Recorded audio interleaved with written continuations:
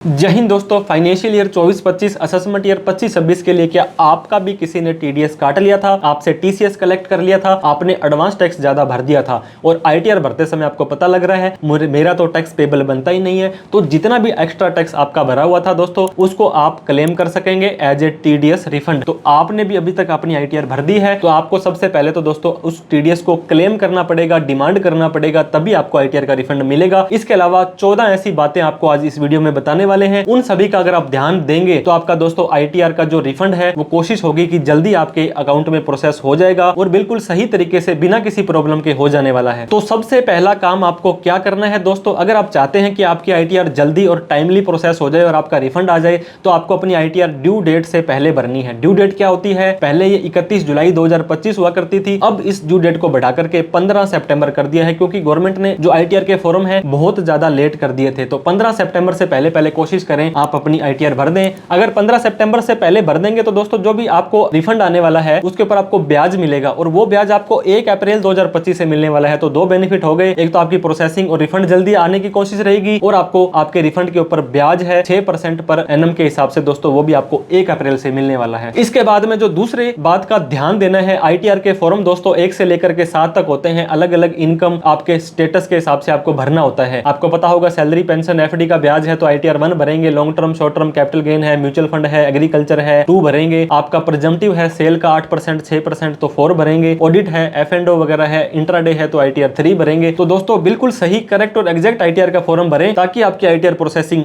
बड़ी ही आसानी से हो जाए और आपको 139(9) का डिफेक्टिव का नोटिस ना आए। इसके बाद जो अगला काम करना है दोस्तों, आपको पता होगा जहां पर भी आप ऑनलाइन ट्रांजेक्शंस करते हैं अपना पैन कार्ड दे देते हैं और पैन कार्ड के अगेंस्ट में बहुत सारी ट्रांजेक्शंस है आपकी रिपोर्टेबल हो जाती है, जैसे कि सेविंग का ब्याज, एफडी का ब्याज, आरडी का ब्याज, share market, mutual fund, crypto, dividend, न जाने कितने ट्रांजैक्शंस हैं जो आपके एआईएस और टीआईएस के फॉर्म में भी बोलते हैं और 26S फॉर्म में भी बोलते हैं। इनमें जो भी ट्रांजैक्शंस बोल रही हो उसको जस्टिफाई जरूर करें दोस्तों। कई बार हमने देखा है आपको क्रिप्टो की इनकम आ रही है, गेमिंग की इनकम आ रही है तो आप आईटीआर 1 का फॉर्म भर रहे हो क्योंकि वहां से जो डेटा बोल रहा है उसको क्रॉस वेरीफाई प्रोसेसिंग के टाइम किया जाएगा। तो आप ऐसे मत समझे कि जैसे भी करेंगे और ये आपका काम हो जाएगा। तो आपको बिल्कुल करेक्ट एग्जैक्ट आईटीआर का फॉर्म आपके एआईएस, टीआईएस और 26S में डेटा को चेक करके मैच करके ही भरना है। इसके बाद में जब भी आपका इनकम टैक्स का रिफंड आएगा तो आप ही के बैंक अकाउंट में आएगा, ना तो आपके मदर के, ना फादर के, ना भाई के, ना बहन के, किसी के बैंक अकाउंट में नहीं आएगा। दोस्तों आपके इनकम टैक्स के पोर्टल पर जो आपका नाम है, डेट ऑफ बर्थ है, जेंडर है, वही आपके बैंक अकाउंट के अंदर नाम, डेट ऑफ बर्थ, जेंडर और पैन कार्ड होना चाहिए ताकि आपका बैंक अकाउंट वैलिडेट हो जाए और आपको उसको एलिजिबल फॉर रिफंड भी करना है। अगर आपके 4 अकाउंट है, आप किस में मंगवाना चाहते हैं वो भी आपको प्रॉपर सेलेक्ट करना है ताकि आपके रिफंड आने में दिक्कत ना आए। इसके बाद दोस्तों आपको पता होगा 2 टैक्स रिजीम है हमारी, ओल्ड टैक्स रिजीम और new tax regime. Old tax regime में deductions, exemptions, HRA, home loan, ATC, ATD, ATG बहुत तरह की छूट आपको मिलती है और न्यू टैक्स रिजीम में कोई छूट नहीं मिलती है, लेकिन वहां पे जो आपका टैक्स स्लैब है वो कम है। तो जब भी आप अपनी आईटीआर को भरें, ओल्ड और न्यू दोनों के अंदर कंपेयर कर लें। दोस्तों आईटीआर 3 और 4 भरते हैं और ओल्ड टैक्स रिजीम में जाते हैं तो फॉर्म 10 IEA भी भरना सुनिश्चित करें, नहीं तो आपकी आईटीआर न्यू टैक्स रिजीम में प्रोसेस हो जाएगी। तो ओल्ड और न्यू टैक्स रिजीम में आप अपना कंपैरिजन करें, जहां पर आपको ज्यादा बेनिफिट, ज्यादा रिफंड मिल रहा हो उसी टैक्स रिजीम को आपको चूज करना है। आपने अपना एआईएस, टीआईएस 26S से डेटा मैच कर लिया, प्रॉपर आईटीआर का फॉर्म भर दिया, लेकिन जब आप आईटीआर का फॉर्म भरने जाते हो तो 3 ऑप्शन देता है, ई वेरीफाई नाउ, ई वेरीफाई लेटर या उसको सीपीसी बेंगलुरु में भेज दो। किसी भी कारणवश आधार ओटीपी नहीं आ रहा है तो आप उसको ई वेरीफाई लेटर तो कर देते हैं, लेकिन 30 दिनों के अंदर अंदर उसको आपको वेरीफाई करना जरूरी है। 30 दिन के अंदर वेरीफाई नहीं करते हैं दोस्तों,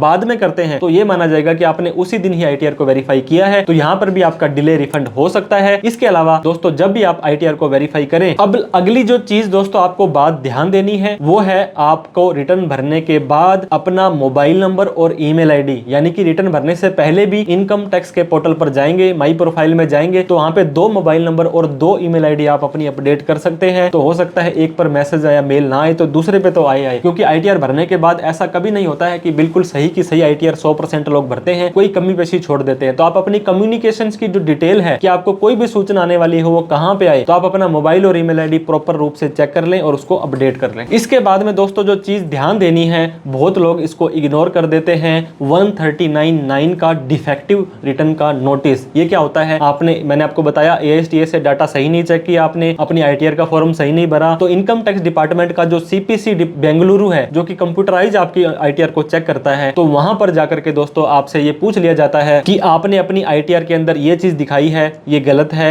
ये सही नहीं है, इसको आप सही करिए। तो 15 दिन का टाइम आपको दिया जाता है। आपके मेल पर और मोबाइल पर एक मैसेज आ जाता है डिफेक्टिव नोटिस का, आपको उसको 15 दिन में सही करना पड़ता है। 15 दिन में सही नहीं कर पाते हैं तो ये माना जाएगा कि आपने ITR भरी नहीं है, तो रिफंड की उम्मीद तो हम कहां से कर पाएंगे। तो डिफेक्टिव नोटिस का कोई आता है तो उसका रिप्लाई टाइमली देना आपको सुनिश्चित करना है। इसके बाद ये प्रॉब्लम वैसे तो बहुत ज्यादा कम हो चुकी है, लेकिन फिर भी आजकल कहीं ना कहीं देखने को मिलता है कि आपका पैन कार्ड आधार कार्ड से लिंक अभी भी नहीं है। आपको पता होगा पैन आधार से लिंक होना बहुत ही मैंडेटरी है, तभी आप अपनी ITR को E-वेरीफाई आधार OTP के माध्यम से कर पाएंगे और तभी आपका रिफंड जल्दी और फास्टली आ पाएगा। तो आप एक बार आप इनकम टैक्स के पोर्टल पर जाकर के अपना आधार लिंक है या नहीं है, कैसे चेक करना है वो भी देख सकते हैं। इसके ऊपर हमने 30 सेकंड का एक शॉर्ट बनाया था दोस्तों, जिसपे 5 लाख लोगों ने आपका व्यू दिया है, तो उसको भी आप देख सकते हैं, जिसका की लिंक डिस्क्रिप्शन बॉक्स में दे देते हैं। इसके बाद जो मेन चीज हमें करनी है दोस्तों, धैर्य बनाए रखना है। ITR भरने के बाद बहुत सारे लोग पैनिक हो जाते हैं, सर मैंने तो कल रिटर्न भरी है, मेरा रिफंड क्यों नहीं आया, मैंने तो परसों रिटर्न भरी है। दोस्तों जब भी इनकम टैक्स डिपार्टमेंट के पास ITR भर देते हो तो आपका काम खत्म हो जाता है। अब उसको प्रोसेस करना CPC बेंगलुरु का इनकम टैक्स डिपार्टमेंट का वित्त मंत्रालय का काम है। ये इनको बैच के अंदर प्रोसेस करते हैं। 10,000 रिटर्नों को, 50,000 रिटर्नों को, 1 लाख रिटर्नों को इकट्ठा ही प्रोसेस करते हैं। इनके जो वैलिडेशन चेक होते हैं दोस्तों, इनकी जो बहुत सारी चीजें यहाँ पे चेक करी जाती हैं। इनका पोर्टल है, AI है, जो भी टेक्नोलॉजी है उसका इस्तेमाल किया जाता है। तो इस दौरान बहुत सारा टाइम लग जाता है। तो आप कभी भी अपना हौसला ना खोएं, थोड़ा सा पेशेंस और धैर्य बनाए रखें। अगर किसी तरह की कोई डिफेक्टिव या कोई उस तरह का कोई नोटिस नहीं आया है तो आपको थोड़ा सा वेट करते रहना है। कई बार क्या होता है दोस्तों, आपकी ITR प्रोसेस हो जाती है और इंटीमेशन 143 एक सेक्शन के अंदर आपको मैसेज पर और मेल पर आ जाता है। तो दोस्तों इसका मतलब होता है कि आपने क्या ITR में भरा था, इनकम दिखाई थी और हमने उसको क्या माना है। 2 कॉलम आपको पैरेलली दिए होते हैं। आपने 10 लाख रुपए सैलरी मानी थी लेकिन हम 11 लाख मान रहे हैं, आपने 1.5 लाख की छूट ली है, हमें आपको 1.25 लाख ही दे रहे हैं। इस तरह का कोई कंपैरिजन होता है। तो उनके अंदर अगर कोई फर्क आ गया है, उसका एक पासवर्ड भी होता है इंटीमेशन का, जो 10 अक्षर का पैन नंबर और आगे आपकी जो डेट ऑफ बर्थ होती है दोस्तों 8 अक्षर की। तो आप उसको लॉगिन करके ओपन करके देखें कि वहां पे कोई कमी पेशी तो नहीं है। 3 तरह का इंटीमेशन आपको आएगा। एक आएगा दोस्तों ग्रीन कलर का, यू हैव ए रिफंड, इस तरह का कोई आता है तो 1 या 2 दिन में या सेम डे में ही आपका वैलिडेटेड बैंक अकाउंट में आपका पैसा आ जाएगा। एक होता है दोस्तों ब्लू, ना तो पैसा देना है ना पैसा लेना है। एक होगा रेड, जिसके अंदर आपकी डिमांड निकाल दी जाएगी। तो इन तीनों को ही आपको केयरफुली देना है, देखना है, और हो सके तो आप ITR को रिवाइज करें, रेक्टिफिकेशन लगाएं, जो भी करें, लेकिन आपको इंटीमेशन को एक बार जरूर चेक करना है। इसके बाद में दोस्तों अगर आपका रिफंड इशूड लिखा दिखाई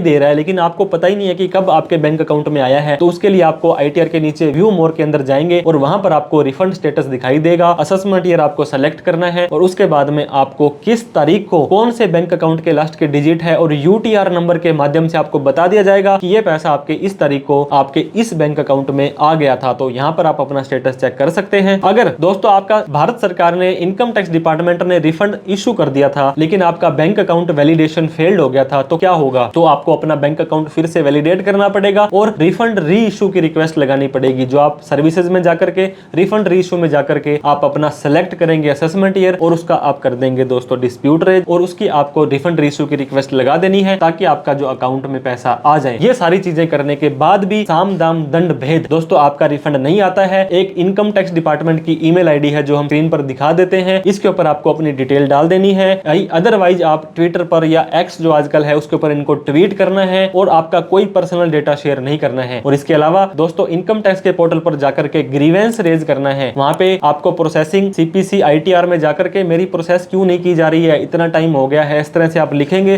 तो आपकी ITR प्रोसेस हो जाने वाली है। दोस्तों आपका जो रिफंड था वो आ जाने वाला है। टोटली इनकम टैक्स डिपार्टमेंट के हाथ में होता है, इनका कोई फिक्स टाइमलाइन नहीं होता है। ITR भरने के बाद ITR 1 और 4 में 1 हफ्ते से लेकर के 1 महीने का एवरेज टाइम और ITR 2 और 3 के अंदर 1 महीने से 2 महीने से 3 महीने तक का भी एवरेज टाइम लग सकता है। कई बार तो सेम टू से 1 दिन के अंदर ही आपका रिफंड भी आपके बैंक अकाउंट में आ जाता है। तो केस टू केस के ऊपर डिपेंड करता है। दोस्तों धैर्य बनाए रखें, लीगल रहें, लॉयल रहें, AIS, TIS और 26A से डेटा चेक करते रहें। कोई डाउट क्वेरी क्वेश्चन हो तो कमेंट करके पूछें। किसी भी तरह की प्रोफेशनल हेल्प आपको ITR से रिलेटेड चाहिए हो तो दिए गए नंबर पर कॉल, मैसेज, व्हाट्सएप कर सकते हैं। Thank you so much for watching this video. जय हिंद, जय भारत।